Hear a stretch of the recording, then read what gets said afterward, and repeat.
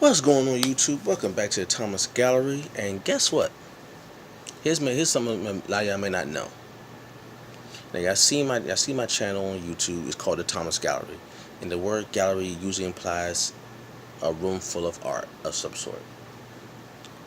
And you've all seen videos of my drawings and me speaking about art and my paintings and so forth and so on. But here's something y'all didn't know. I never went to an art school. Never attended an art school. And I always got that question: what art school did you go to? I didn't go to an art school. Really? So how do you do? I'm self-taught.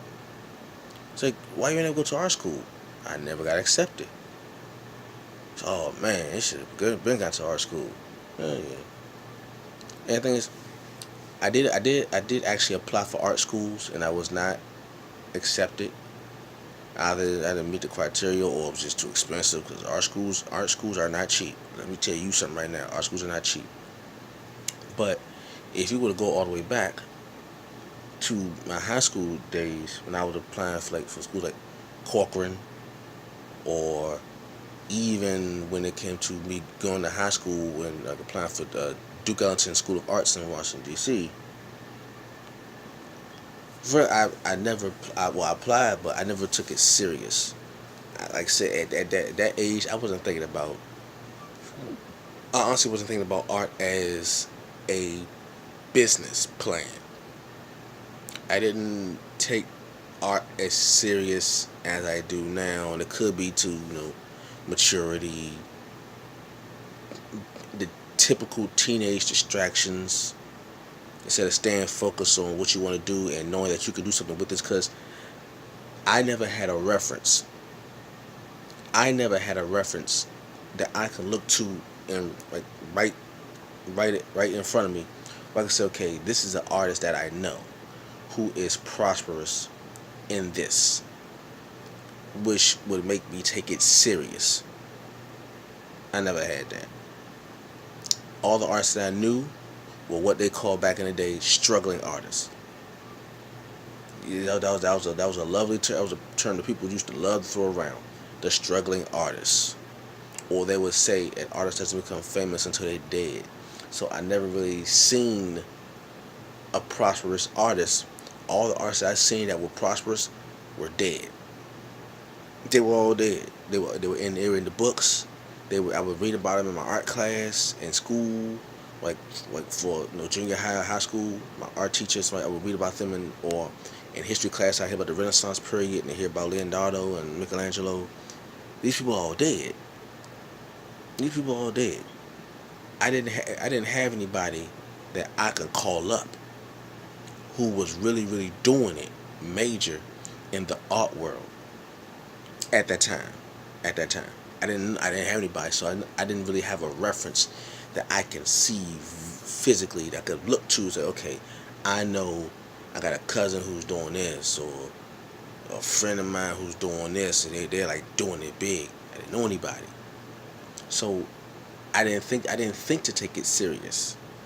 Plus, people saying, oh well, you can't make a career out of art, and you know you'll be a struggling artist, and artists don't become famous until they're dead. So I figured, well, what's the point of taking art really that serious, like really applying hard to an art school?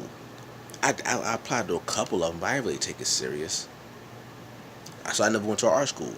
Now, when I got to college, I took art classes, but I never went to a school designed for the arts. I never did. I applied to some. As I got older and I tried to apply to some, I realized that these art schools are expensive, and I did not have the money, nor did nobody in my family had the money. And scholarships, I didn't know a whole lot about scholarships. Scholarships that I did get from high school were not going to cover me going to an art school. So I never went to an art school. Now, fortunately, fast forward some time, fortunately, with the advent of social media, you can kind of navigate around that. I'm not saying that going to art school is totally obsolete. No. But that's because I view school differently now than I did then. See, when people think of school, they think about good grades and get a degree and hopefully get a good job. I thought the same way as a child, when I was younger.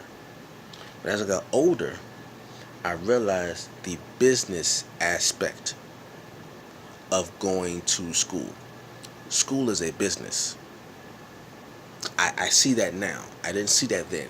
And I wish somebody would have told me and explained to me that part of it. That school is a business like any other like any other corporation, any other company. School is a business. And the one thing about business that's very important but is not spoken about a lot is making connections. Okay? The biggest businesses all have made connections with other businesses and other people. You form relationships. You form mutual bonds with different companies. Okay? School is the same way. So if I were to go back to my teenage years and my young adult years, I would have applied harder to art schools and seen it as a business plan. Not really a not really a school, but I was seeing it as a business, and how and what can I get out of this business that benefits me, because the school's going to benefit from me by getting my time. They're going to get my time, so I want, okay, what can I get out of them? I want connections. Let's just be real. So I never went to art school. Sorry about that. I had to pause for a little bit. But never attended an art school. But now that I think about it, I think with social media, coupled with my skills and talents and art, going to school for art, it can be very beneficial to someone who is in art school. So, but I never attended an art school. Everything that I know and knew, everything that I knew and know, I learned through reading. I learned through some teachers that I've had that were also artists. What I can learn from them. I've learned from trial and error. A lot of it is trial and error. And it's all trial and error. It really is. It's really all trial and error. However, the path of trial and error could be a lot easier if I knew certain things in advance, or if I had if I knew someone who was prosperous in the arts. I can make that connection, because I always say it's not what you know, it's who you know. In a lot of cases, that is extremely true.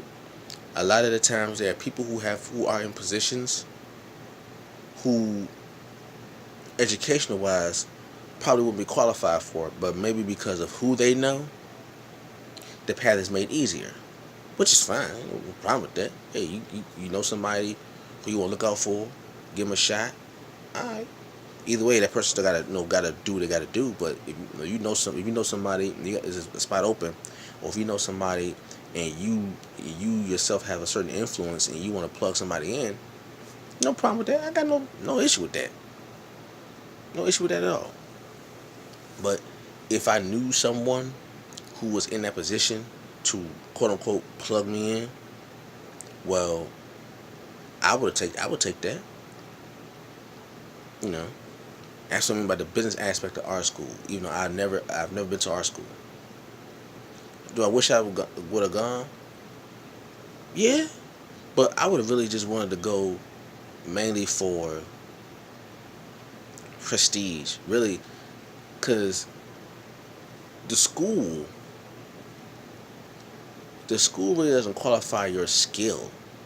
The school is just a name on your resume. It's just a name on your resume.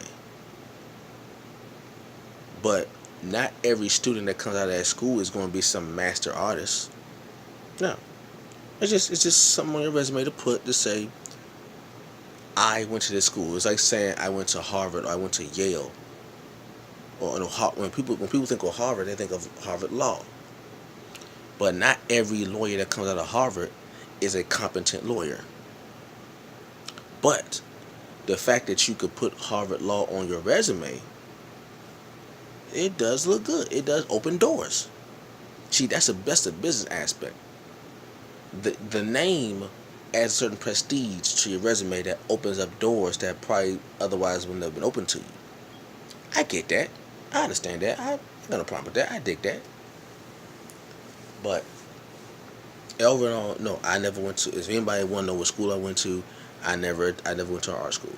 I've taken art classes in college, but I never went to an art school. I am a self-taught artist. Okay, self-taught. If you want another word, autodidactic, which means self-taught. I'm a self-taught artist through trial and error, through seeing other people do it. I am a self-taught artist. Okay, so that's my story as an artist.